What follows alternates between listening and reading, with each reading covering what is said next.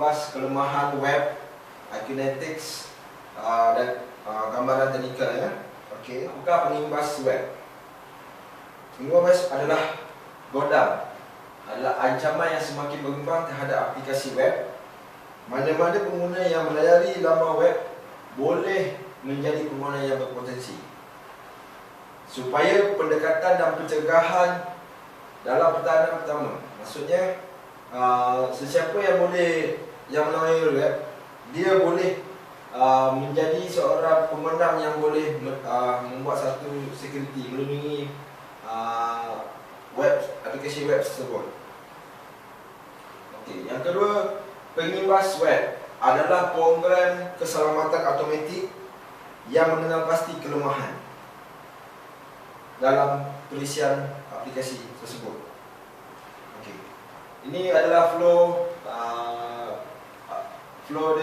about the web scanner. Okey, apakah itu Akunetics WBS?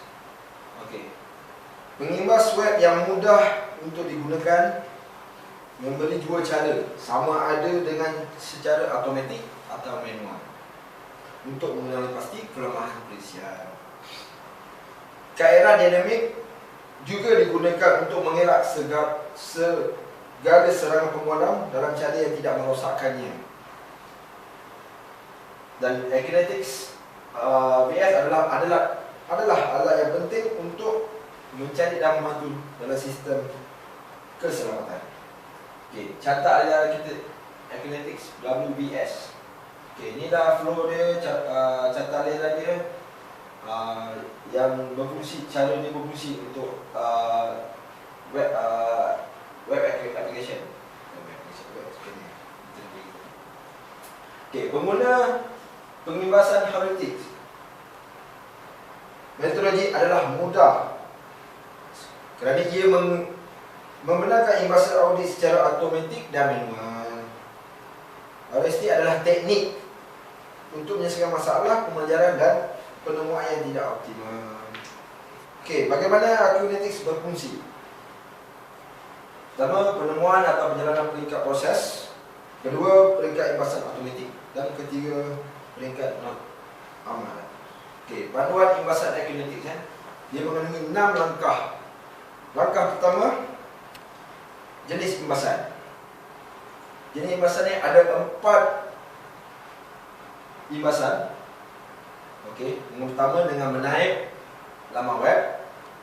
Dan yang kedua daripada keputusan perjalanan terdahulu. Yang ketiga daripada senarai teks URL. Dan keempat daripada imbasan port. Di sini adalah dia punya teksnya, dia punya cara dia step by step, dan ini adalah website URL dia yang boleh ikut. Langkah kedua, pilihan target, adalah di mana pengimbas web itu mengenal pasti pelayan web, iaitu web server dan OS, untuk mengoptimalkan imbasan itu dengan sewajarnya. Maksudnya langkah kedua ni kita akan select target based on apa yang ada kat sini. Langkah ketiga, konfigurasi dan ketetapan. Crawling setting, maksudnya crawling setting lah. So membolehkan anda untuk memilih dan mengkonfigurasikan tetapan dengan secara terperinci. Okey, di mana dia ada pilihan untuk menentukan bagaimana perjalanan laman web ini dengan pilihan yang berkaitan seperti URL, folder, borang dan pelaksanaan JavaScript atau AJAX. Ini flow dia about the crawling option, iaitu konfigurasi dan ketetapan. Boleh tick mana-mana yang tidak perlukan. Okey, langkah keempat, point 1, maksudnya profile. Okey, profile ni membolehkan anda untuk memilih profile pengimbasan dan mengkonfigurasi pilihan pengimbasan. Di mana mode imbasan adalah pilihan yang penting, menentukan kerumitan metodologi imbasan. So, langkah keempat ni adalah dalam profile ni kita tengok scanning option. So, kita boleh buat setting mengikut apa yang kita mahukan. Okay, langkah 4.2. Langkah 4.2 ni ialah mode imbasan. Mode imbasan ni ialah dengan Bantuan mood imbasan menunjukkan perbezaan di antara ketiga-tiga mood imbasan menggunakan visual dan contoh. Ni dan tengok flow dia, tengok scan option yang saya kat diagram ni adalah scan option about mood imbasan ni. Ni ada nanti dia semua scanning mode. So langkah kelima adalah login. Login adalah butiran yang digunakan untuk pengimbas semasa dalam imbasan. Login ini juga akan menyokong dan membantu HTTP dan HTML dalam pelbagai bentuk melalui kaedah pengesahan. Dan yang ketiga, perangkat login digunakan untuk merekod login HTML secara manual. Kita boleh buat secara manual di dalam login punya option ini. Okey, langkah ke-6 selesai, berjaya. Okey, dia menunjukkan pengimbasan telah berjaya dan imbasan bersedia untuk digunakan. Dan dia punya flow ni, okey, kita boleh dia punya flow ada finish origin. Okey, ni yang penting proses imbasan permohonan web application. Web application ada dua perjalanan dia. Satu proses perjalanan, yang kedua teks perjalanan. Langkah pertama, proses imbasan aplikasi web terbagi pada dua urutan atau dua fasa. Pertama, merangkap atau perjalanan web crawler. Ialah membina suatu laman web ini di mana imbasan akan dijalankan. Yang kedua, pengimbas scanning, melaksanakan dan mengesan kelemahan secara bijak dan tidak akan merosakkan struktur perjalanan web. Itu maknanya langkah pertama untuk proses ni, dan dia akan tengok flow dia, proses dia, dan dia akan imbas dan dia akan tidak akan merosakkan struktur perjalanan.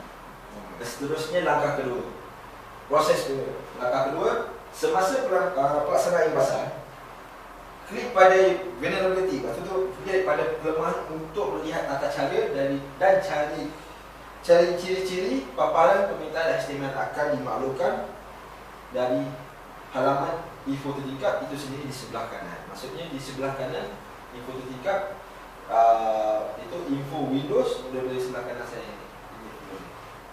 Langkah ketiga. Okey. Apabila imbasan itu selesai, ianya disimpan dan secara automatik dan kepada bangsa data atau dikomunikasikan oleh pengguna. Di bahagian bawah skrin akan memaparkan imbasan aplikasi web yang telah selesai. Dia akan imbasan web aplikasi yang telah selesai, visual scanning dan di sini dia aktiviti yang telah dilakukan. Okey, ini penting juga. Langkah pertama untuk proses peringatan web. Tadi web application, sekarang ni web service. Okey. Untuk pengguna web ni, imbasan akan serta-merta melakukan butir ujian ke atas pelbagai input yang telah ditakdirkan oleh WSDL. Semasa imbasan dijalankan, ia dapat melihat maklumat pada masa yang sebenar pada info terdekat di ruang paparan, maksudnya interface ni. Dia akan dapat info pada apa maklumat yang kita tidaki. Dia akan respon, dia akan alert, dan apa progress dia, apa status dia. Itu web service punya function. Okay, langkah kedua, proses penghormatan web. Apabila selesai, WPS secara otomatiknya akan memasukkan keputusan ke dalam bakalan data dan laporan boleh dijalani seterusnya. Maksudnya segala keputusan imbasan sudah selesai, dia akan automatically masuk kepada database dan dia boleh dijalankan seterusnya, boleh dijalankan seterusnya. Laporan WPS, kategori-kategori tata cara tentang laporan. Okey. Laporan pertama, langkah pertama untuk laporan. Okey.